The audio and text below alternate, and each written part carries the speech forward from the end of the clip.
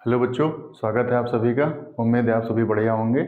मेरा नाम हरीश है और मेरे यूट्यूब चैनल का नाम तो आपको पता ही चल गया होगा। जी हाँ, HC एजुकेशन। बच्चों, यूपी बोर्ड क्लास 10th में साइंस सब्जेक्ट को लेके मैं आया हूँ। आपके पेपर में 20 MCQs पूछे जाते हैं। उन्हीं 20 MCQs पे मैं प्रत्येक लेसन के 20 MCQs करवाऊंगा। और ये वो MCQs हैं जो प्रीवियस ईयर पेपर में पूछे गए हैं और उन्हें आगे आने की भी संभावना है। तो 20 इंपॉर्टेंट MCQs की ये सीरीज चलेगी जो हर एक लेसन में आगे भी आएगी। पहले मैं फिजिक्स का सोल्यूशन करवाऊंगा, उसके बाद मैं केमिस्ट्री का और फिर उसके बाद बायोलॉजी का। ठीक है बच्चों, तो शुरू करते हैं। हाँ, और ना कोई कसम ना कोई वादा, ना कोई कसम ना कोई वादा, मेहनत करेंगे सबसे ज्यादा और अच्छे परिणाम प्राप्त करेंगे। तो शुरू करते हैं बच्चों। जो पहला आपका भौतिक विज्ञान यानी फिजिक्स में आपका चैप्टर है वो है प्रकाश का परावर्तन तथा अपवर्तन। तो शुरू करते हैं फिर। बच्चों, जो पहला आपका क्वेश्चन है वो है प्रकाश के परावर्तन के नियम सदैव सत्य होते हैं। प्रकाश के परावर्तन के नियम सदैव सत्य होते हैं, परावर्तन की बात कर रहा है। तो परावर्तन के नियम जो होते हैं उसमें जो पहला इनका ऑप्शन है वो है केवल अवतल दर्पण के लिए, दूसरा ऑप्शन है केवल उत्तल दर्पण के लिए, तीसरा ऑप्शन है केवल समतल दर्पण के लिए, या फिर इनमें से सभी के लिए। तो जो आपका परावर्तन है, परावर्तन जो आपका ये परावर्तन है ये सभी में होता है। अवतल दर्पण में भी होता है, उत्तल में भी होता है और समतल में भी होता है। तो इसका जो राइट आंसर है वो क्या हो जाएगा? इनमें से सभी के लिए, ये आपका राइट आंसर हो जाएगा। बच्चों, बात करें दर्पण की, तो दर्पण तीन प्रकार के होते हैं। दर्पण तीन प्रकार के होते हैं। जो पहला दर्पण होता है आपका वो होता है अवतल दर्पण, जो दूसरा होता है ये होता है आपका उत्तल दर्पण, और ये तीसरा होता है इसे कहते हैं समतल दर्पण। ठीक है बच्चों, तो दर्पण तीन प्रकार के होते हैं। इसके बाद अगला क्वेश्चन है, निम्न में किसका दृष्टि क्षेत्र अधिकतम होता है? दृष्टि क्षेत्र, ये जो यहाँ पे लिखा हुआ दृष्टि क्षेत्र, दृष्टि क्षेत्र की बात करें तो इसका जो पहला ऑप्शन है वो है उत्तल दर्पण के लिए, दूसरा जो ऑप्शन है वो है अवतल दर्पण के लिए, और तीसरा है समतल के लिए, या फिर इनमें से कोई नहीं। तो जो दृष्टि क्षेत्र होता है, और ये लिखा है अधिकतम, अधिकतम का मतलब होता है ज्यादा, तो जो सबसे ज्यादा दृष्टि क्षेत्र होता है वो होता है उत्तल दर्पण का। ठीक है, मैंने अभी आपको बताया पीछे वाले क्वेश्चन में कि दर्पण तीन प्रकार के होते हैं, लेकिन यहां मैं आपको ये बता रहा हूं कि ये जो उत्तल दर्पण और ये अवतल दर्पण, ये दोनों इन्हीं को कहा जाता है गोलीय दर्पण। अगर क्वेश्चन आता है कि गोलीय दर्पण कितने प्रकार के होते हैं, तो गोलीय दर्पण बच्चा दो प्रकार के होते हैं, पहला आपका उत्तल दर्पण और दूसरा अवतल दर्पण। तो गोलीय दर्पण आपके दो प्रकार के होते हैं। अब अगर बात करें इनके प्रयोग की, तो जो उत्तल दर्पण होता है इसका प्रयोग कहां पे होता है? इसका प्रयोग होता है स्ट्रीट लाइट में। स्ट्रीट लाइट में इसका प्रयोग होता है। ठीक है, और इसका जो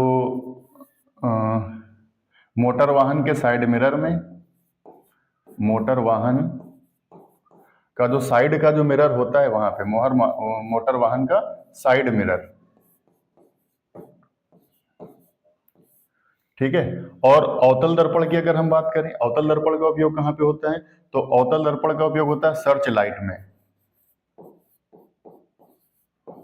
सर्च लाइट में इसका उपयोग होता है। और हाँ, अवतल दर्पण का उपयोग बच्चा जो आपने देखा होगा कि ब्यूटी पार्लर में जो पुताई होती है ना, मतलब ब्यूटी पार्लर सौंदर्य प्रसाधन केंद्र, जो सामने की तरफ शीशा लगा होता है मिरर, बच्चों वो तुम्हारा कौन सा होता है? वो भी तुम्हारा अवतल दर्पण होता है। तो जो आपका ब्यूटी पार्लर है, ब्यूटी पार्लर, ठीक है, वहां पर भी जो है अवतल दर्पण का प्रयोग होता है।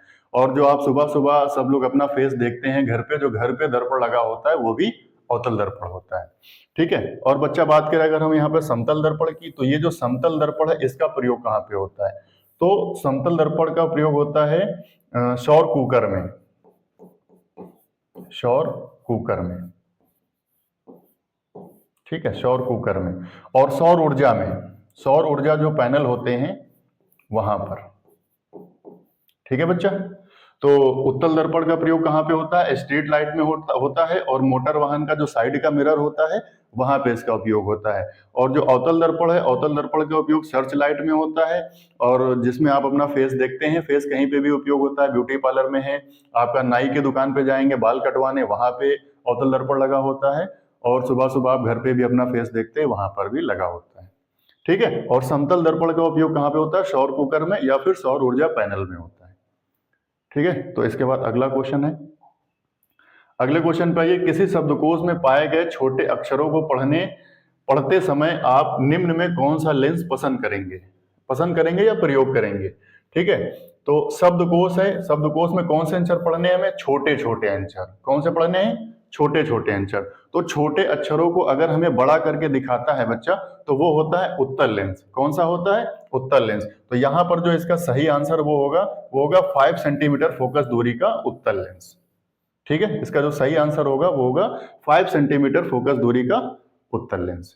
ठीक है, इसके बाद अगला क्वेश्चन है आपका, किसी गोलीय दर्पण तथा किसी पतले लेंस दोनों की फोकस दूरियां प्रत्येक 15 सेंटीमीटर है, लेकिन यहाँ पे आगे माइनस लगा हुआ है, इसको ध्यान देना, ये माइनस है, -15 सेंटीमीटर। दर्पण तथा लेंस संभवता है, यानी एक तुम्हारा लेंस है, ठीक है बच्चा, और एक आपका दर्पण है। जो दोनों की तुम्हारी फोकस दूरी है वो है -15 सेंटीमीटर। दोनों की फोकस दूरी है -15 सेंटीमीटर। तो आपको ये याद रखना, ये जो तुम्हारा फोकस दूरी होती है वो माइनस किस में होती है? ठीक है, तो अवतल में होती है। किस में होती है? अवतल में। तो जो तुम्हारा अवतल लेंस होता है, अवतल लेंस हो या फिर अवतल दर्पण हो, ठीक है, तो जब बात करेंगे अवतल की, तो अवतल लेंस हो या फिर अवतल दर्पण हो, तो उसकी जो फोकस दूरी होती है वो क्या होती है? माइनस में होती है। तो इसका जो तुम्हारा ऑप्शन सही होगा वो क्या होगा? दोनों अवतल। ठीक है, दोनों उत्तल नहीं होगा। उत्तल या दर्पण हो आपका या फिर लेंस हो, तो उत्तल और अवतल दोनों की जो उत्तल लेंस या फिर उत्तल दर्पण दोनों की जो फोकस दूरी होती है वो होती है प्लस में। ठीक है, दोनों उत्तल। ठीक है, अवतल यहाँ पे उत्तल ये भी नहीं होगा, ये भी नहीं होगा, तो इसका जो राइट आंसर है वो क्या है? दोनों अवतल। ठीक है, इसके बाद अगले क्वेश्चन पे आते हैं। लिखा हुआ है किसी लेंस की क्षमता का मात्रक, ये लेंस की क्षमता का मात्रक क्या होता है? मीटर। इसका ऑप्शन जो है वो पहला है मीटर, दूसरा है प्रति मीटर, फिर है मीटर प्रति सेकंड और फिर चौथा है डायोप्टर। तो लेंस की जो क्षमता का मात्रक होता है बच्चा वो होता है डायोप्टर। ठीक है, अब डायोप्टर यानी जो तुम्हारा होता है, ये इसका फार्मूला होता है P बराबर 100/F। P का मतलब होता है पावर यानी क्षमता, तो लेंस की जो क्षमता होती है उसका जो फार्मूला होता है वो होता है 100/F, और ये बच्चा होता है सेंटीमीटर में। किसमें होता है? सेंटीमीटर में। ठीक है, अगर इसको मीटर में रखना है आपको तो P बराबर क्या रखेंगे? P बराबर 1/F। अब ये किस में हो गया? मीटर में हो गया। ठीक है, तो लेंस की जो क्षमता का मात्रक होता है वो क्या होता है? डायोप्टर होता है। इसके बाद अगले क्वेश्चन पे आते हैं। अगला क्वेश्चन है, एक अवतल लेंस प्रयोग में आता है। अवतल लेंस, यहाँ पे बात करी गई है लेंस की, तो ये जो अवतल लेंस है इसका प्रयोग कहाँ पे होता है? आवर्धक लेंस के रूप में होता है। फिर अगला ऑप्शन है कार के पीछे की वस्तुओं को देखने के लिए होता है। अगला ऑप्शन है निकट दृष्टि दोष को दूर करने के लिए होता है, और फिर होता है साधारण चश्मे। ठीक है, तो इसका जो राइट आंसर है वो है निकट दृष्टि दोष को दूर करने के लिए। ठीक है बच्चों, निकट दृष्टि दोष को दूर करने में किसका उपयोग करते हैं हम लोग? अवतल लेंस का उपयोग करते हैं। किसका करते हैं? अवतल लेंस का उपयोग करते हैं। ठीक है, निकट दृष्टि दोष है यहाँ पे, निकट दृष्टि दोष में किसका उपयोग करते हैं? अवतल लेंस का। दो दोष होते हैं तुम्हारे मुख्यतः, एक होता है निकट और दूसरा होता है दूर। ठीक है, तो जो दूर दृष्टि दोष होता है बच्चा, दूर दृष्टि दोष में हम किसका उपयोग करते हैं? उत्तल लेंस का उपयोग करते हैं। ठीक है, निकट दृष्टि दोष से अगर कोई पीड़ित है तो उसके चश्मे में लगा होगा अवतल लेंस, और अगर दूर दृष्टि दोष है तो उसके चश्मे में कौन सा लेंस लगा होगा बच्चा? उत्तल लेंस। ठीक है, इसके बाद अगला क्वेश्चन लिखा हुआ, एक गोलीय दर्पण की वक्रता त्रिज्या 30 सेंटीमीटर है, इसकी फोकस दूरी होगी। बताइए इसकी फोकस दूरी कितनी होगी? पहला जो इसका ऑप्शन है वो है 10 सेंटीमीटर, दूसरा इसका जो ऑप्शन है वो है 15 सेंटीमीटर, फिर 30 सेंटीमीटर ऑप्शन में है, और फिर है 60 सेंटीमीटर। क्वेश्चन है वक्रता त्रिज्या क्या है? वक्रता त्रिज्या कितनी है? 30 सेंटीमीटर। 30 सेंटीमीटर है, क्या होगा? तो यहां पे वक्रता त्रिज्या निकालने के लिए एक छोटा सा फार्मूला होता है, F is equal to R/2।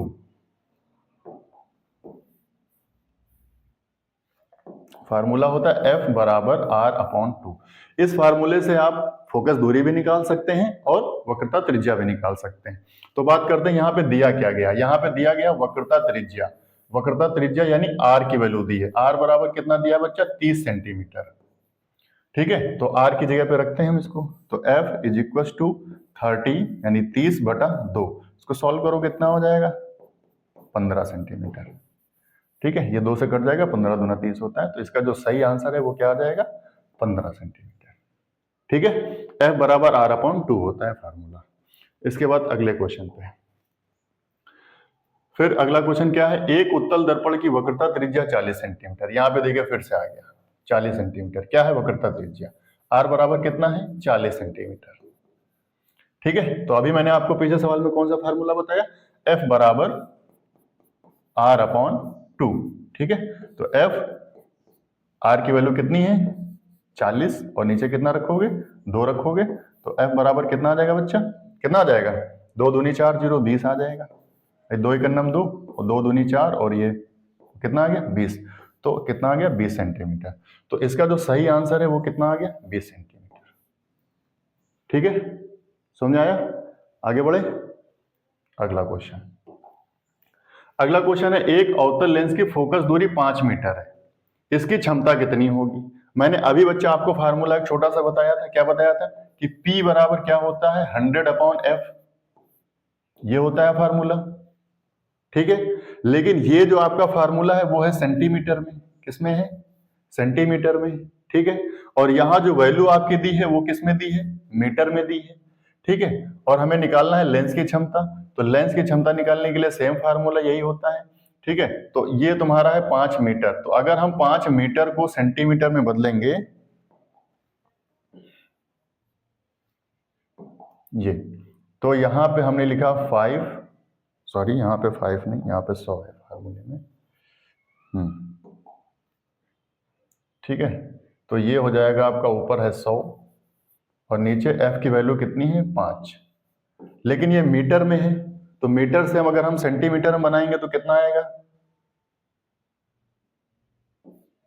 100 से गुणा कराएंगे। ठीक है, क्योंकि 1 मीटर में कितने सेंटीमीटर होते हैं, 100 सेंटीमीटर होते हैं। ठीक है, तो सिंपल सी बात है, इसको सॉल्व करेंगे तो ये 2 0 और ये 2 0 कट जाएंगे। तो P बराबर यहाँ पे कितना बचेगा, 1/5।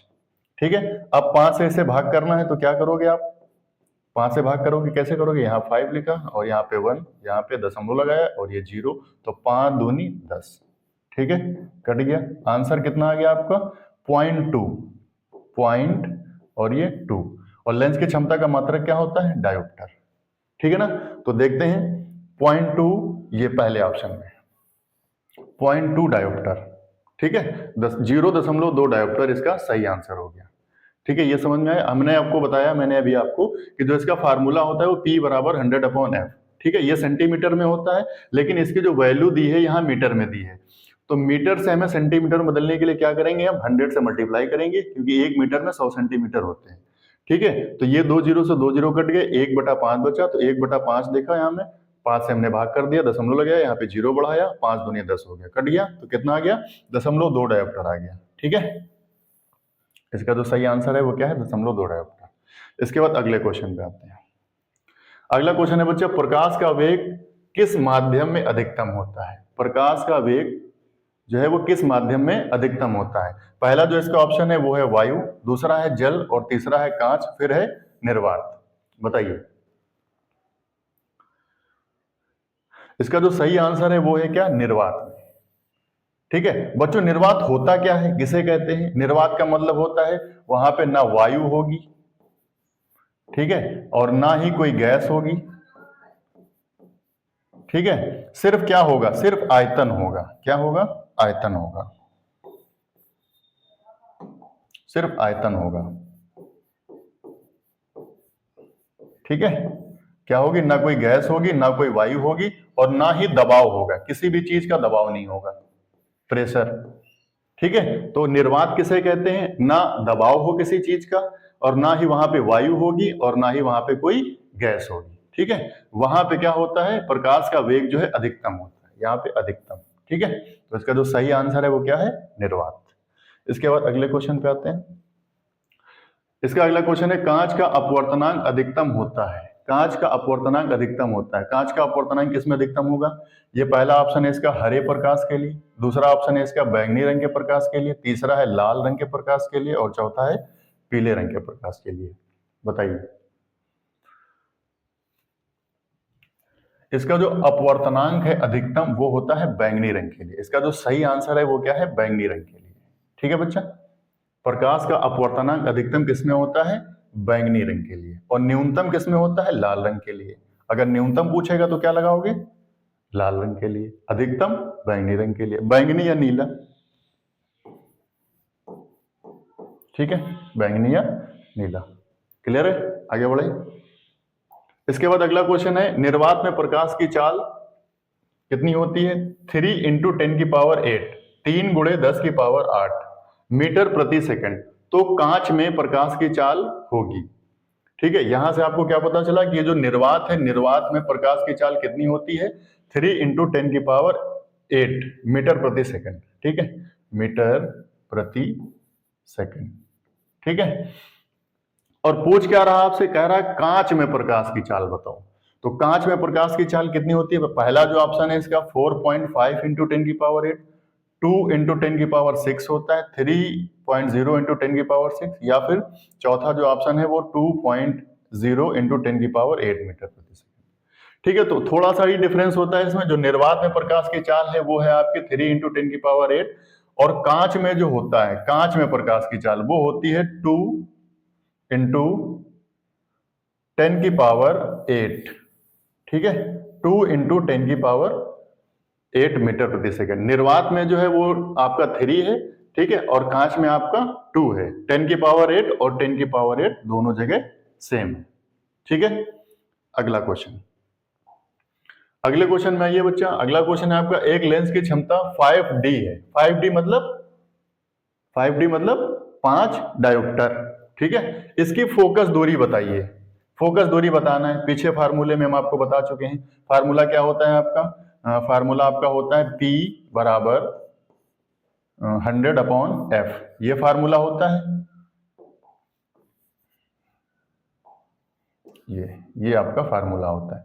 लेकिन यहां पे फोकस दूरी ही पूछ रहा है, और फोकस दूरी यहाँ पे नीचे होती है, तो हम फार्मूले को थोड़ा सा चेंज कर लेते हैं। क्या करते हैं, F को यहाँ ले आते हैं और P को यहाँ भेज देते हैं। तो इसका जो फार्मूला आपका बनेगा वो बनेगा F बराबर 100/P। ठीक है, इसका फार्मूला क्या बन गया, F बराबर 100/P। ठीक है, अब यहाँ पे P की वैल्यू रखते हैं। P की वैल्यू कितनी है, 5D। तो F बराबर कितना हो जाएगा, ऊपर है आपका 100 और नीचे आपका हो जाएगा P की वैल्यू यानी 5। ठीक है, अब ये 5 से कट जाएगा आपका, 5 एकम 5 और 5 दूनी 10 और ये 0। कितना आ गया, F की वैल्यू कितनी आ गई बच्चा, 20 सेंटीमीटर। कितना आ गया, 20 सेंटीमीटर। ठीक है, तो देखते हैं 20 कहाँ पे, ये देखो आपका 20 सेंटीमीटर। ठीक है, यहाँ पे किसी भी तरह के लेंस की बात तो करी नहीं गई है कि उत्तल है या फिर अवतल है, तो आंसर जो आएगा आपका वो प्लस में ही आएगा। ठीक है, तो ये जो आपका सही आंसर है वो क्या है, 20 सेंटीमीटर। ठीक है, समझ में आ गया। आगे बढ़े, अगला क्वेश्चन। अगला क्वेश्चन है, उत्तल दर्पण में बनने वाले प्रतिबिंब की प्रकृति होगी।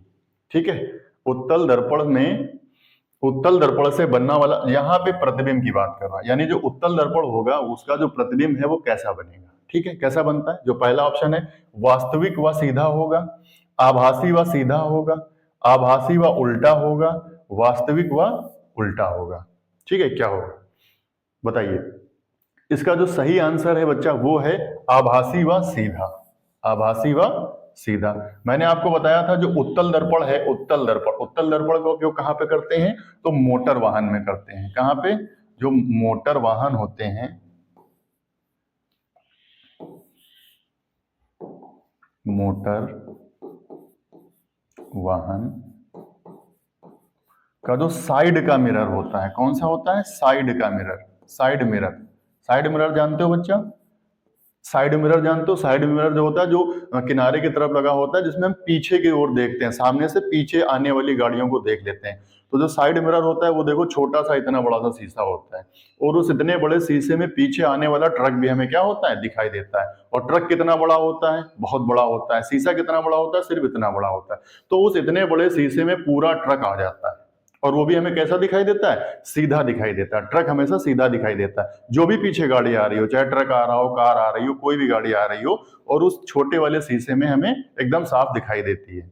ठीक है, आभास करा देती है हमें, और उसका जो प्रतिबिंब है वो हमेशा उसमें सीधा बनता है। ठीक है, तो उत्तल दर्पण से बनने वाले जो प्रतिबिंब की प्रकृति होगी वो कैसी होगी, आभासी व सीधा होगी। ठीक है, क्लियर है? आगे बढ़ते हैं। इसका जो अगला क्वेश्चन है वो है, चंद्रमा से देखने पर आकाश कैसा दिखाई देता है। चंद्रमा से देखने, यानी आप जब चंद्रमा पे जाओगे तो आपको आकाश कैसा दिखाएगा। यहां से हम चंद्रमा को देखते हैं तो नीला हमें दिखाई देता है, क्योंकि नीले रंग के प्रकाश का परिगणन सबसे ज्यादा होता है, तो इसीलिए हमें आकाश कैसा दिखाई देता है, नीला। लेकिन जब आप चंद्रमा पे जाओगे, चंद्रमा पे, तो जब चंद्रमा पे जाओगे और किसको देखोगे, आकाश को, तो आपको वो कैसा दिखाई देगा बच्चा, तो आपको वो काला दिखाई देगा। कैसा दिखाई देगा, काला दिखाई देगा। क्यों? क्योंकि इसका एक रीजन है। जब आप चंद्रमा पे जाओगे तो चंद्रमा पे क्या होता है, चंद्रमा पर वायुमंडल नहीं होता है। क्या नहीं होता है, वायुमंडल। चंद्रमा पर वायुमंडल नहीं होता है।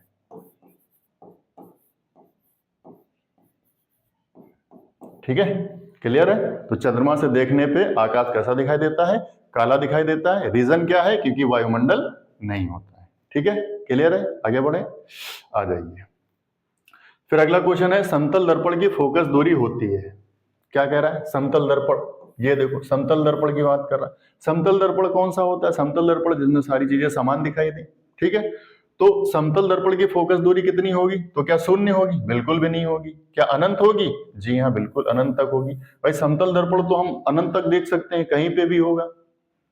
समतल दर्पण लाए, जैसे हम नॉर्मली आंखों से देख रहे हैं वैसे समतल दर्पण से भी देखते हैं।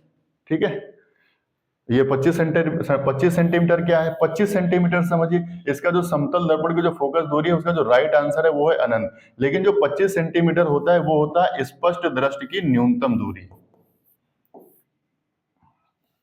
स्पष्ट दृष्टि की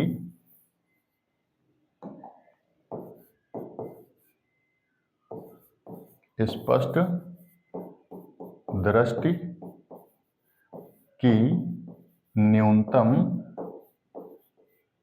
दूरी कितनी होती है बच्चा, 25 सेंटीमीटर। ठीक है, स्पष्ट दृष्टि की न्यूनतम दूरी कितनी होती है, 25 सेंटीमीटर। न्यूनतम दूरी का मतलब ये होता है कि हम कम से कम कितना देख सकते हैं। यानी अगर आपको कोई बुक पढ़नी है तो आप उस बुक को कितने पास से पढ़ सकते हैं, तो कम से कम आप 25 सेंटीमीटर दूरी से उसको पढ़ना शुरू कर सकते हैं, और ज्यादा से ज्यादा अनंत तक देख सकते हैं। ठीक है, इसके बाद आइए अगला क्वेश्चन है, कह रहा एक उत्तल लेंस की क्षमता 2 डायोप्टर है, इसकी फोकस दूरी होगी। अभी मैं इसको सॉल्व करवा चुका हूं, इसका फार्मूला भी मैंने आपको बताया। फार्मूला क्या होता है, इसका फार्मूला P बराबर 100/f। ठीक है, यहाँ पे क्या दिया गया, लेंस की क्षमता 2 डायोप्टर दी गई, यानी P की वैल्यू दी गई, तो f को यहां ले आएंगे और P को यहां भेज देंगे। तो फार्मूला क्या बनेगा आपका, f बराबर 100/p। ये हो गया। ठीक है, अब P की वैल्यू रखते हैं यहाँ पे, तो f बराबर, ऊपर है आपका 100 यानी 100, नीचे कितना है P की वैल्यू कितनी है, 2 डायोप्टर, तो यहाँ रखेंगे 2। बच्चा 100 का आधा कितना होता है, बोलो कितना होता है, 50। ठीक है, तो 100 का आधा कितना होता है, 50 सेंटीमीटर। 2 से भाग करोगे तब भी कितना ही आएगा, 50 आएगा। तो जो इसका राइट आंसर है वो कितना हो जाएगा, ऑप्शन बी में 50 सेंटीमीटर। ठीक है ना, सही है, कोई डाउट? फार्मूले को यहां से चेंज कर लेते हैं। अगर P की वैल्यू दी है, ठीक है, तो P को यहाँ पे भेजे, समझो यहाँ पे अगर लेंस की क्षमता दी होगी तो वो फोकस दूरी पूछेगा। ठीक है, लेंस की क्षमता देगा तो फोकस दूरी पूछेगा। अगर वो फोकस दूरी देगा तो लेंस की क्षमता को पूछेगा। बस एक चीज देगा, दूसरे की वैल्यू पूछ लेगा। क्लियर है, आगे बढ़े। इसके बाद जो अगला क्वेश्चन है वो है, निम्न में कौन सा पदार्थ लेंस बनाने के लिए प्रयुक्त नहीं किया जाता है। किसको बना रहा है, यहाँ पे लेंस को बना रहा है। ठीक है, लेंस को बना रहा है, और बात किसकी कर रहा है, पदार्थ की। ठीक है, तो लेंस बनाने में क्या जल का उपयोग होता है, जी हाँ बिल्कुल जल का उपयोग हो सकता है। कांच का, जी हाँ कांच तो होता ही है, कांच का भी प्रयोग होता है। ठीक है, प्लास्टिक, तो प्लास्टिक का भी बनता है। ठीक है। लेकिन क्या किसी भी चश्मे में देखा होगा, किसी भी लेंस में देखा होगा कहीं पे मिट्टी लगी होती है? मिट्टी का चश्मा बन सकता है क्या, या मिट्टी का लेंस बन सकता है क्या? नहीं बन सकता। तो लेंस को बनाने में कौन सा पदार्थ प्रयोग में नहीं आएगा बच्चा? तो मिट्टी का प्रयोग नहीं होगा। तो जो इसका राइट आंसर है वो यही हो जाएगा। कह रहा नहीं, तो जल का उपयोग हो जाएगा, यानी ये सही होगा। कांच का होगा, ये सही होगा। प्लास्टिक भी प्रयोग में आती है। इन तीनों का उपयोग किया जाता है, लेकिन मिट्टी का उपयोग नहीं किया जाता है। ठीक है, तो जिसका राइट आंसर होगा वो क्या होगा? मिट्टी। इसके बाद अगला क्वेश्चन है, यदि आपतन कोण 42 डिग्री तथा अपवर्तन कोण 30 डिग्री हो तो अपवर्तित किरण विचलित होती है। यहां पे कह रहा आपतन कोण कितना है? 42 डिग्री है। ठीक है, फिर कह रहा अपवर्तन कोण कितना है बच्चा? 30 डिग्री है। ठीक है, और फिर पूछ क्या रहा है? कह रहा अपवर्तित किरण विचलित होती, यानी जो अपवर्तन हुआ है वो कितने डिग्री का हुआ है। ठीक है, तो इसको सॉल्व करने के लिए ज्यादा कुछ करने की जरूरत नहीं है। ये आपका है आपतन कोण कितना है? 42 डिग्री। और अपवर्तन कितने का हो गया? इस 42 डिग्री में से अपवर्तन कितने का हो गया बच्चा? 30 डिग्री का अपवर्तन हो गया। तो बचा कितना आपका? बच्चा कितना? 12 डिग्री ही तो बचा। ठीक है ना, तो इसका जो राइट आंसर है वो क्या हो जाएगा बच्चा? 12 डिग्री। ठीक है ना, क्लियर है बच्चा? जो आपतन कोण 42 डिग्री, अपवर्तन कितने का हो गया? 30 डिग्री का, तो रिमेनिंग कितना है आपका? 12 डिग्री तो होगा ना। ठीक है, तो ऑप्शन ए सही है। इसके बाद अगले क्वेश्चन पे आते हैं। अगला क्वेश्चन है, एक अवतल दर्पण की वक्रता त्रिज्या 15 सेंटीमीटर है, इसकी फोकस दूरी कितनी होगी? ठीक है, ये भी मैं शुरुआत वाले क्वेश्चन में आपको करवाया था। अभी बात करते हैं इसके फार्मूले की। तो इसका जो फार्मूला मैंने बताया था वो बताया था F बराबर R/2। ठीक है, इसका ये फार्मूला होता है। वक्रता त्रिज्या की वैल्यू दी है और फोकस दूरी निकाल ली, यानी हमें कोई चेंज नहीं करना, इसे में रखेंगे। तो F बराबर आपका क्या हो जाएगा? R की वैल्यू कितनी है यहाँ पे? 15 सेंटीमीटर। तो यहाँ पे रखोगे आप 15 सेंटीमीटर और नीचे कितना है? 2। ठीक है, 2 से हम इसे भाग करेंगे तो कितना आ जाएगा? ठीक है, और एक चीज ये होती है, अगर हम किसी भी संख्या में 2 से भाग करते हैं तो हम उसका आधा लिखते हैं। 2 का मतलब होता है आधा। ठीक है, 2 से अगर इसको हम भाग करेंगे तो 15 का आधा कितना होता है बच्चा? 7.5। तो 7.5 देखो किस आंसर में है? 7.5 तो यहाँ पे है, लेकिन यहाँ पे भी है और यहाँ पे भी है, 2 जगह पे हो गया। अब हम देखते हैं दर्पण कौन सा है बच्चा। दर्पण देखो कौन सा है? अवतल दर्पण। कौन सा है? अवतल दर्पण। तो मैंने आपको शुरुआत में भी बताया था कि अगर अवतल दर्पण है, कौन सा है? अवतल दर्पण। तो अवतल दर्पण हो या फिर अवतल लेंस हो, दोनों की जो फोकस दूरी होती है वो किस में होती है बच्चा? माइनस में होती है। क्या होती है? माइनस में होती है। तो जो इसका राइट आंसर होगा वो होगा माइनस का 7.5। तो ऑप्शन में देखते हैं यहाँ पे माइनस है, तो ये वाला आपका सही हो जाएगा। ठीक है ना, क्लियर है? 2 से भाग, अरे 2 से भाग ऐसे करो, 2 लिखा और ये लिखा 15, 2 सते 14, यहाँ पे 1 बचा, पॉइंट लगाया, 0 बढ़ाया, 2 पंची 10, कट गया, कितना आ गया? 7.5 लिखा। और अवतल दर्पण है तो फोकस दूरी किसमें होगी? माइनस में होगी। ठीक है, अगला क्वेश्चन। ठीक है, तो ये 20 क्वेश्चन हो गए। 20 क्वेश्चन आपके हो गए। उम्मीद है आपको समझ में आए होंगे। बच्चों मैं आपको बताऊं, ये मेरा यूट्यूब पे पहला वीडियो था और उम्मीद है आप सभी को अच्छा लगा होगा। कैसा लगा कमेंट कीजिए। और इसके बाद अगला लेसन आएगा, पहले मैं सारे ही लेसन के फिजिक्स का सोल्यूशन करवाऊंगा और उसके बाद इसी तरह बायोलॉजी और केमिस्ट्री में हर एक लेसन के टॉप 20 क्वेश्चन का सोल्यूशन करवाऊंगा। ये वही क्वेश्चन है जो इंपॉर्टेंट है, जो प्रीवियस ईयर पेपर में पूछे गए हैं और आगे भी आने की संभावना है। आप अगर इनको अच्छे से कॉपी पेन पे लिख लेंगे तो उम्मीद है इससे बाहर भी एक क्वेश्चन नहीं आएगा। ठीक है, बहुत बहुत धन्यवाद। जय हिंद।